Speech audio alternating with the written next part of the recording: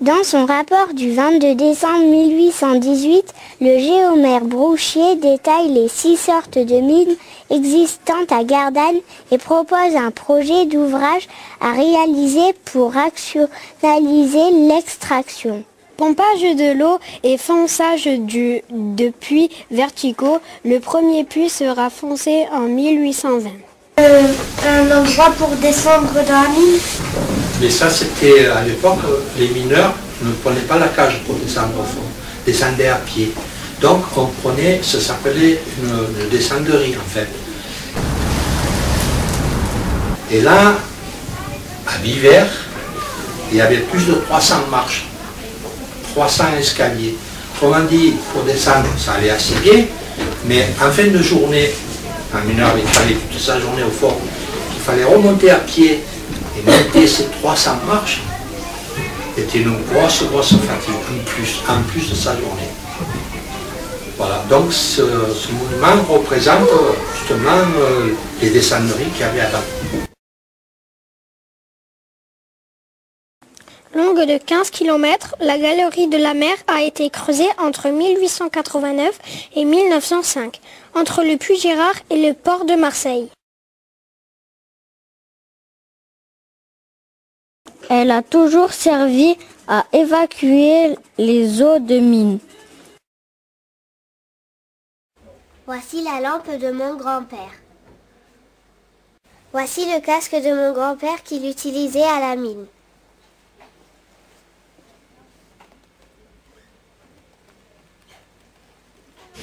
Alors là, bon, ça c'est très vieux, ça date des années 1900, 1902, 1910 par là. Et donc tous les mineurs avaient une lampe, enfin pas tous, je dis une bêtise, chaque équipe avait une lampe, et ils la mettaient autour de la taille, à leur ceinture comme ça. Voilà. Et avant de descendre, ils allumaient, il y a une petite, bon, ça fait comme une lampe, on dit ça, à pétrole, d'ailleurs sur le pétrole, et ils allumaient la lampe et ils descendaient au fond avec. Ils travaillaient toute la journée avec cette lampe à proximité de eux, à 5-6 mètres autour de eux. Et cette lampe, elle servait en cas de grisou. Le grisou, c'était un gaz très dangereux et qui risque d'exploser. Donc, alors dès que le grisou se propageait dans la galerie, la lampe, elle baissait, elle changeait de... Bon, je ne sais pas comment vous voyez ça, vous n'avez pas ça à l'époque. Donc ils voyaient par rapport à la lampe s'il y avait plus ou moins du grisou. Et si par malheur il y avait beaucoup de grisou, la lampe s'éteignait carrément. Alors là, bon, c'était ça un petit peu, chacun fallait qu'il parte dans un truc. Voilà, c'est une lampe, c'est pas pour s'éclairer, c'est une lampe de sécurité. Voilà. Je m'appelle Fabien. Mon papy est descendu au fond de la mine à l'âge de 14 ans. Les ânes au fond de la mine tiraient les bennes de charbon. Un jour, un âne a sauvé la vie d'un homme. L'âne ne voulait plus avancer et la galerie s'est effondrée juste devant eux.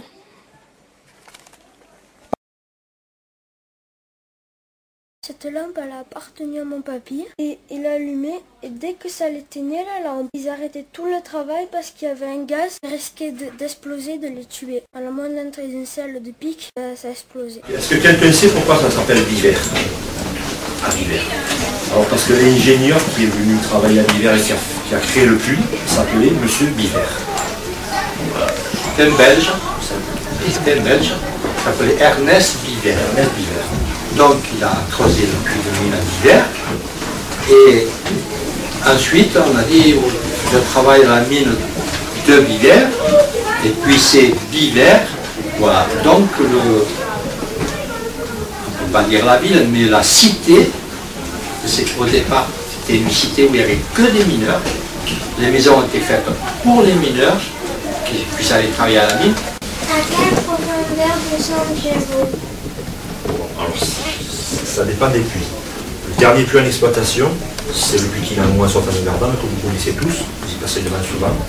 C'est le puits Yvon Moranda. Alors le puits Yvon Moranda, il fait 1000 mètres de profondeur, à peu près. Un petit peu plus. Mais comme le puits est placé à 200 mètres d'altitude, parce que Gardanne c'est environ à 200 mètres d'altitude, il faut rajouter les 200 mètres d'altitude. Lorsqu'on donne la profondeur du puits, on donne toujours la profondeur du puits à partir du niveau de la mer. Donc on rajoute 1000 mètres à 200 mètres, ça fait donc dans les 1200 mètres, à peu près. Voilà pour la profondeur du puits. D'ailleurs, au Puy Gérard, il y a ce qu'on appelle la galerie de la mer, je ne sais pas si vous avez entendu parler, la galerie de la mer, elle est à plus 18, c'est-à-dire elle est 18 mètres au-dessus du niveau de la mer. Et là, toutes les eaux qui remontaient du fond, toutes les eaux usées par les infiltrations, par tout ça, étaient envoyées par cette galerie jusqu'à Marseille. Et là, la ville de Marseille prenait cette eau, la nettoyait et s'en servait pour la ville.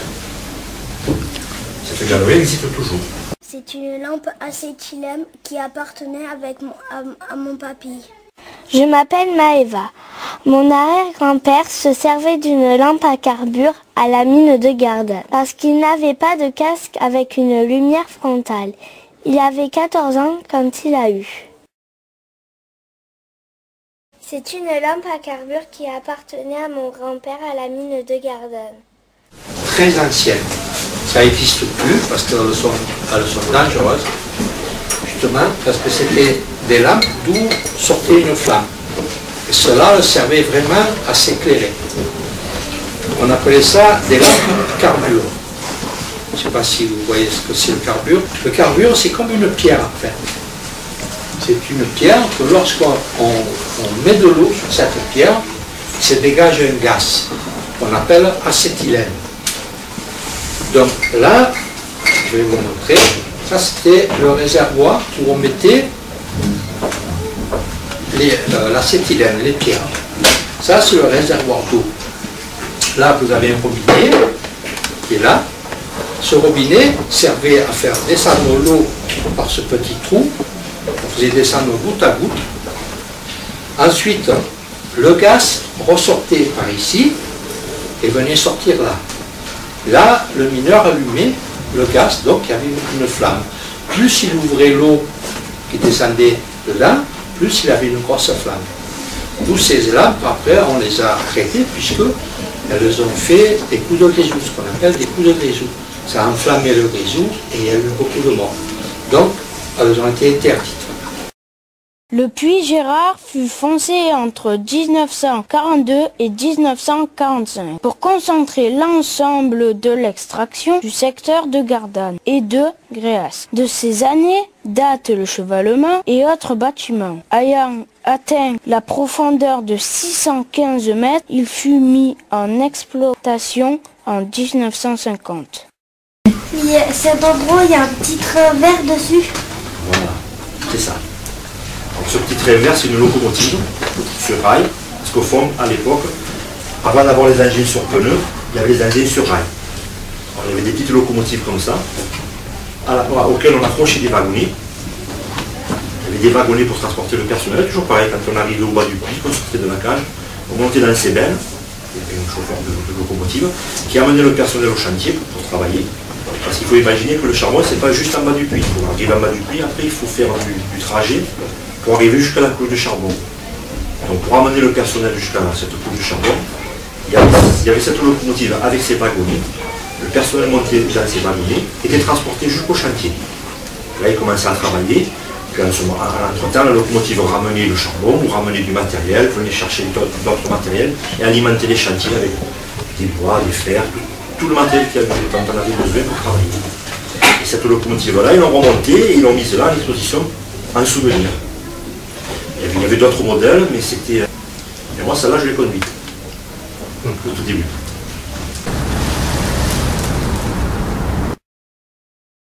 Le mardi 25 février 1969, un éboulement se produisit au fond du Puy Gérard à Biver, provoquant même une secousse en surface.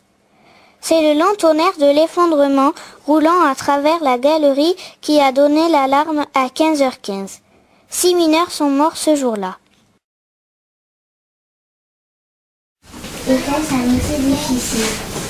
Alors, difficile, je ne pourrais pas ce mot, je dirais plutôt un travail pénible, parce que ça fait partie des métiers dangereux, donc quand c'est dangereux, forcément, c'est pénible. J'étais moi-même victime d'un accident de circulation, on va dire. par rapport justement à ce que le conducteur de l'engin n'avait pas de visibilité.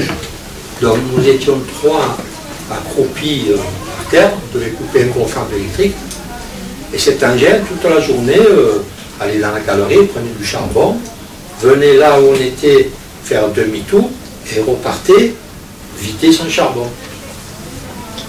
Donc toute la journée, on entendait cet engin qui faisait ça, on ne faisait pas trop cas. Et puis l'engin, il a changé de direction, et il est rentré dans la galerie où nous étions, tous les 3, avec le godet en avant, les phares éclairés, mais ça faisait devant une grosse masse sombre devant son godet. Il éclairait beaucoup plus loin. Et étant donné qu'il était plié comme ça, nous on était là, il n'a pas pu nous voir, nos 3 lampes. Et là, il nous a passé dessus. Mes 2 collègues ne sont plus là, malheureusement. Voilà, pour vous dire comme quoi la visibilité c'est très important. Voilà, ça s'est passé en 1970. Donc j'étais mécanicien d'entretien sur les engins du fond. C'est un engin de fond qui transportait du matériel. Ici, je vais me mettre derrière, ça vous verrez bien. Ici, on chargeait soit les traverses, tenir les toits, pour pas que ça s'écroule, soit le démantèlement des piles, mais ça, je ne sais pas si vous connaissez, je ne pense pas, et on chargeait pour sortir le matériel, étant donné que cet engin ne faisait que ça, on avait la trappe qui est là, et on poussait, et ça sortait tout le matériel comme ça. Voilà. Ensuite, c'est un engin, là, actuellement il fait 1 mètre, il est au 10e, donc au fond il faisait 10 mètres de long. Il se conduisait sur le côté, donc le chauffeur roulait aussi bien dans un sens que dans l'autre. On n'avait que la tête à tourner, d'un côté ou de l'autre.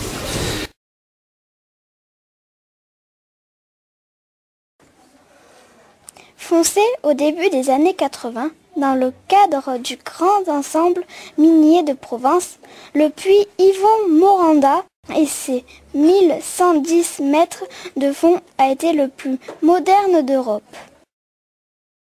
Comment faisait-on pour travailler à la mine? Je veux dire s'il y avait des critères pour être embauché, il fallait d'abord être motivé pour y aller. Il fallait travailler à l'école d'abord. Il fallait avoir un petit examen quand même. Passer un examen d'embauche. Ensuite, il fallait avoir la santé, il fallait être malade. Pas malade du cœur, pas malade respiratoire. Et puis voilà. Il fallait pas avoir peur d'être dans le noir, il fallait pas avoir peur d'être dans le fond des trous. Et puis on allait souvent travailler à la mine parce que soit c'était de la famille, soit nos parents, nos grands-parents, nos oncles, ils travaillaient. C'était un travail qui se faisait surtout de père en fils. Souvent c'était ça. Je m'appelle Giovanni. Mon tonton Robert travaillait à 1350 mètres de profondeur dans la mine de Gardanne. Il faisait des trous pour mettre les barres et les grillages pour tenir le toit. Au fond, les mineurs avaient des consignes comme celle avec la lumière. Un mineur se mettait devant le compteur d'électricité et il éteignait ou allumait la lumière pour le passage des mineurs. Cette lampe appartenait au grand-père de mon oncle.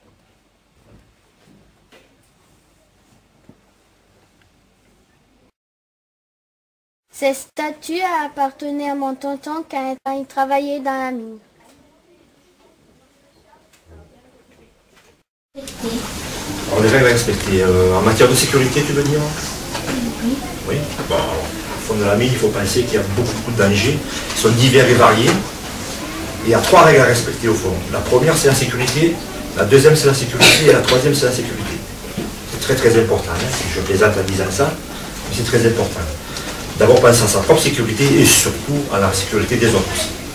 Parce que là, on travaille tous dans le même endroit, on est tous sur le même bateau. Et si ça se passe mal pour certains, ça peut se passer mal pour d'autres aussi. Donc, les règles de sécurité, c'était d'abord la tenue vestimentaire, il fallait le casque, les solides chaussures de sécurité, les gants.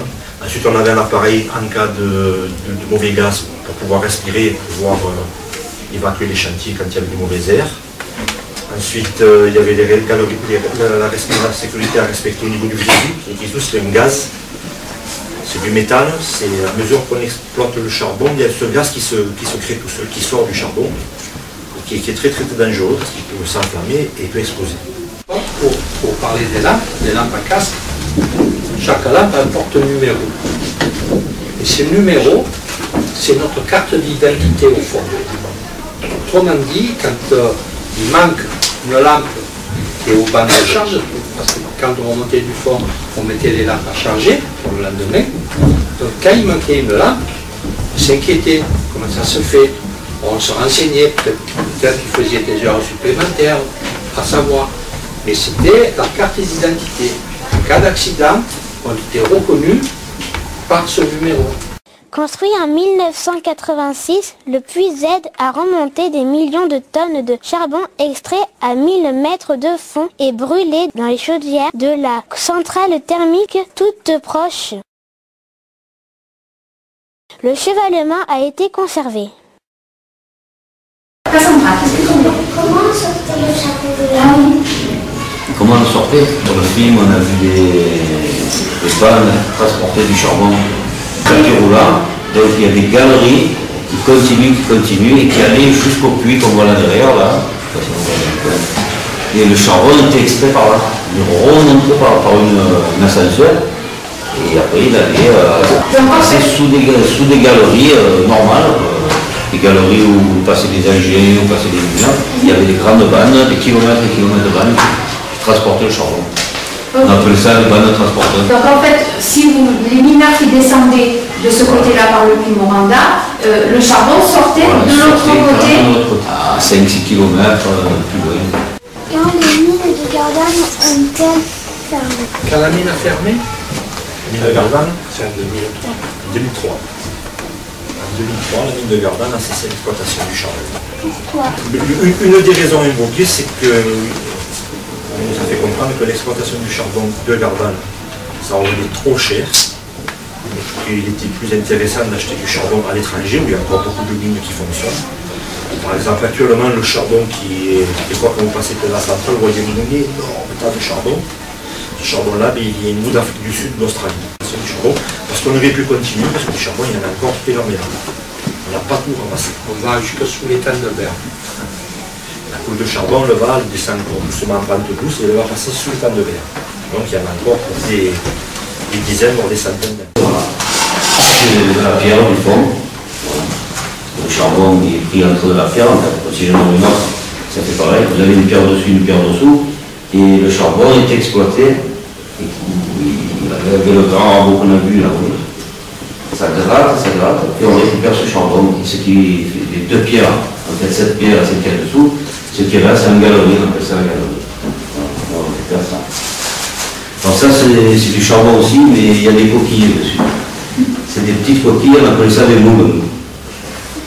C'est la mer, l'étang, il y a des milliers d'années qui a fait que ça reste collé, ça reste collé. Ce que monsieur vous dira pas, moi je veux le dire, c'est ceux qui connaissent un petit peu l'hiver, vous montez à l'hiver, il y a un nouveau rond-point avec une grosse lampe de lumière. Il y en a qui l'ont déjà vu cette lampe de lumière. C'est ce monsieur qui l'a fait. Il l'a fait.